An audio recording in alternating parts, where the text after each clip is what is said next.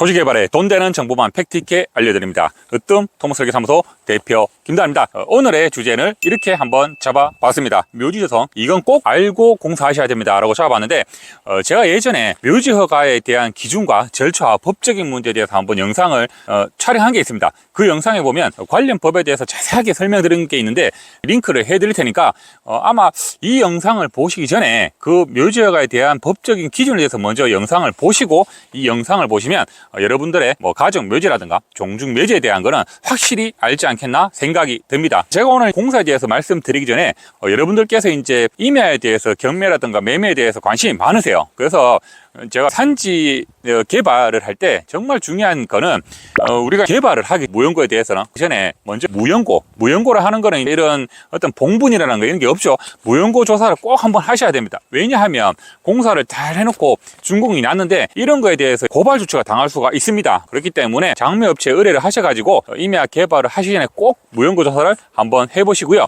그 관련 비용은 면적에 따라서 또 몇 기가 나온 거에 따라서 또 금액이 조금 상이하니까 그런 거는 나중에 문의를 한번 해 보시면 될 것 같습니다. 그리고 또 하나 중요한 거는 우리가 만약에 임야에 묘지가 있다면 그 묘지로부터 그러니까 분묘 중심으로부터 사업구역은 5m를 이격을 해야 된다는 게 중요한 핵심 포인트입니다. 예를 들어서 여러분들 사업구지 경계에도 만약에 타인의 묘지가 있다면 그 중심에서 5m를 이격해서 그 사업구역을 잡아야 된다는 게 핵심 요지입니다. 두 가지는 참고를 하시길 부탁드립니다. 그래서 이제 그렇게 말씀드렸고, 묘지는 법제처 검색, 장사 등에 관한 법률에 대해서 기준이 나와 있습니다. 예를 들면 가족묘지 같은 경우는 허가 면적이 100제곱미터 이하, 100제곱미터 이하인데 우리가 이제 제곱미터나 보통 해배나 제곱미터라고 말씀을 드리는데, 이런 같은 경우는 여러분들이 말씀하시는 평이라고 이제 환산을 할 때는 나누기 3.3을 하면 몇 평인지 알 수 있죠. 그래서 가족묘지 같은 경우는 이제 3.3을 하면 약 한 30평 정도 되죠. 그 정도가 기준이라는데, 이런 기준은 제가 앞에 영상에 좀 촬영을 했으니까 꼭 한번 참고를 해보시길 바랍니다. 그리고 이제 중요한 부분인데, 임야는 준공 전 등록 전환이 있으므로 항상 제한된 면적보다 작게 설치. 이게 무슨 말인가 하면, 여러분들이 아까 전에 제가 말씀드렸다시피 가족묘지가 100제곱미터 미만이라고 해서 예를 들어서 98, 99 이렇게 하기는 좀 힘듭니다. 우리가 임야를 묘지나 대지로 지목 변경이 될 때는 등록전환이라는 거 하면 끝입니다. 등록전환을 하면 보통 면적이 좀 감소합니다.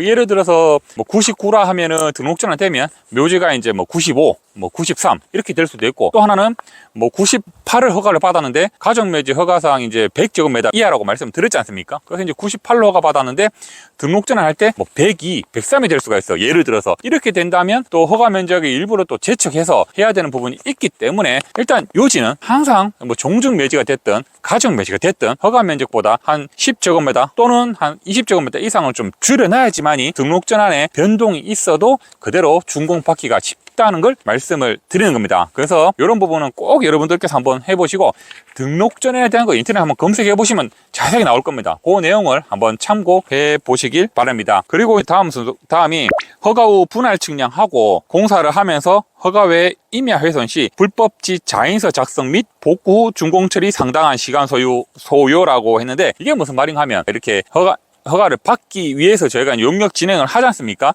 그런데 경계 측량을 무조건 해야 됩니다. 이게 묘지만 그런 게 아니라 일반 어떤 근생시설이나 공장이나 아니면 다른 시설에도 항상 허가 받고는 경계나 분할 측량을 해야 되는데, 임야 공사 같은 경우는 공사를 하다 보면 경계 말뚝이 많이 사라져 버리고 없어요. 그래서 공사하시면서 감으로 대충 이 정도 사업구역이 되겠구나 해서 공사를 하시는데, 예를 들어서 허가 면적 이 내에 그 공사가 완료되면 허가 기준에 따라서 변경을 해가지고 준공을 할 수 있는데, 그게 아니고 예를 들어서 타인 임야로 훼손이 됐다고 하면은 이게 준공이 되기 전에 타인 그 훼손된 임야에 대해서 먼저 복구, 예를 들어서 나무를 식재를 한다든가 이런 잔디를 식재한다든가 해서 훼손지에 대한 걸 먼저 이제 완료시키고 나서 준공이 되기 때문에, 그만큼 여러분들이 받으려고 하는 그 묘지에 대해서 준공이 늦어질 수가 있습니다. 항상 경계 말뚝을 꼭 지켜가지고 그 경계 말뚝 측량을 하셨다면 큰 쇠말뚝 아니면 철근으로 좀 박아가지고 공사 때 노끈으로 좀 표시하든지 이렇게 하셔가지고 꼭 경계를 지키셔야 된다는 게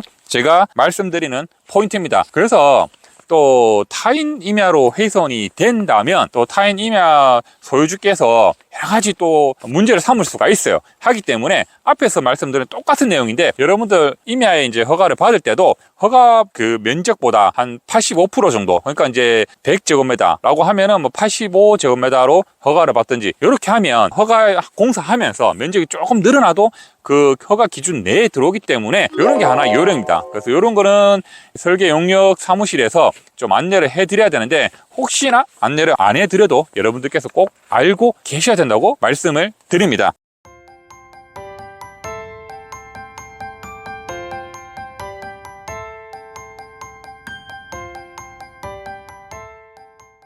그리고 다음이 기존 농로와 임야에 타인 농지가 있을 시 토지 사용 승낙서 첨부라고 했는데 보통 보면은 묘지를 조성하려고 하는 곳이 맹지인 임야가 되게 많습니다. 그러니까 기존 콘크리트 포장이라든가 뭐 이런 농로가 있고 그 다음에 뭐 중간에 하천이나 또 농지나 이렇게 있고 임야가 있어요. 그럼 이런 건 사실은 기존 도로에 접해 있지 않기 때문에 이제 맹지인데, 맹지라 해도 묘지 같은 경우는 건축물이 아니기 때문에 도로 포개의 재촉은 받지는 않습니다. 받지는 않은데 다만 이제 우리가 이제 그 묘지 공사를 할 때 여기 사업으로 갔다가 또 토업으로 갔다가 이렇게 인력으로 다 하는 게 아니죠. 보통 이제 장비 뭐 공투나 뭐 이런 좀 많은 장비가 올라와 가지고 절토를 해서 공사를 하기 때문에 그럴 때 보면 타인 그 농지라든가 또 타인 임야라든가 이렇게 좀 장비가 지나와야 되죠. 지나오면은 뭐 훼손이 안 되게 잘 간다고 할지라도 또 민원이 들어올 수 있기 때문에 공무원이 항상 토지사용 승낙서를 요구를 합니다. 그러면 서로 허가 나서 왔다 갔다 장비가 해도 마찰이 없기 때문에 이런 거 항상 토지사용 승낙서를 요구를 한다는 걸 여러분들이 꼭 알고 계시고, 묘지를 조성할 때 타인 임야가 있다면, 임야나 타인 농지가 있다면 승낙이 가능한지 꼭 한번 체킹을 하셔야 된다는 게 굉장히 중요한 포인트입니다. 그래서 제가 이제 앞전에 요 촬영을 하기 전에 저희도 이제 이렇게 그 종중 묘지를 이렇게 보면 종중 묘지를 이제 허가를 받은 도면입니다. 여기도 이제 보시면 타인 농지가 있어가지고 사용 승낙을 받고 우리가 이제 그 진출입을 하겠다 해서 승낙서를 제출하고 이제 허가를 받은 건데, 그래서 참고로 한번 확인해 보시라고 도면을 보여드립니다.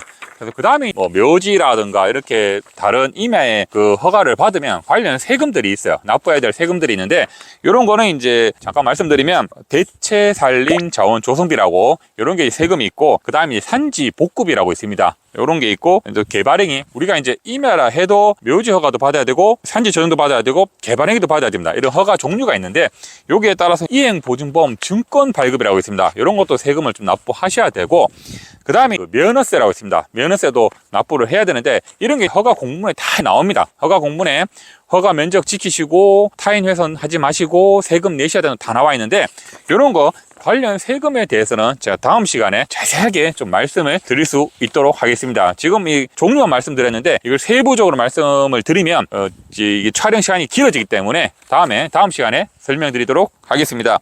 그리고 마지막으로 여러분들께서 묘지 공사 다 완료됐다면 우리가 해당 시군의 지적과에 가셔가지고 지목 변경 신청을 하셔야지, 지목 변경 신청하셔야지 지목이 묘지로 전환이 된다는 거, 변경이 된다는 거 꼭 알고 계시길 바랍니다. 설명을 했는데도 공사 끝나고 그 지목 변경 안 하시는 분들이 굉장히 많아요. 그래서 이렇게 안 하게 되면 공사가 완료됐다고 할지라도 묘지로 지목이 변경이 안 되기 때문에 이 부분도 정확하게 잘 체킹을 하시길 바랍니다. 정말 중요한 내용 말씀드렸고요. 그리고 참고로 우리나라 그 지목 종류는 총 28종이 있습니다. 그래서 여러분들께서 지목에 대한 28종이 어떤 게 지목이 있는지 한번 궁금하시다면 인터넷 검색 한번 하시면 지목을 상세하게 아실 수가 있습니다. 그래서 참고로 또 중요한 게 지목에 따라서 우리가 허가를 받습니다. 그래서 뭐 농지라면은 농지 전용이라든가 뭐 산지라면 산지 전용 허가, 이렇게 지목에 따라서 받기 때문에 시간 나실 때 한번 참고해 보시면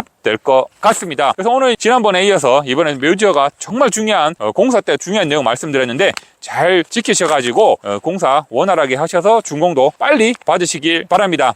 날씨가 이제 어느덧 이제 봄으로 오고 있습니다. 아직까지 저녁에 좀 쌀쌀한 바람이 부는데 여러분들 환절기 감기 조심하시길 바랍니다. 고맙습니다. 이제 봄이구나. 좀 있으면 또 벚꽃이 피겠네. 올해는 벚꽃 구경 한번 가야 되는데.